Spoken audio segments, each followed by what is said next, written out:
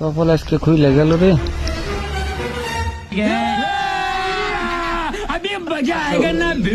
रुको जरा अभी बताता हूँ।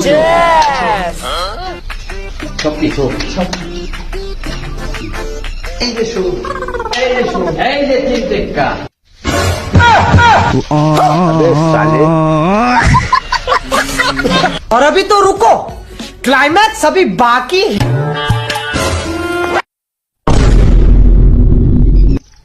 ওই কাকা ও যাও জুয়া খেলতেছে। জুয়া খেলতেছে, চল তো, চল চল চল।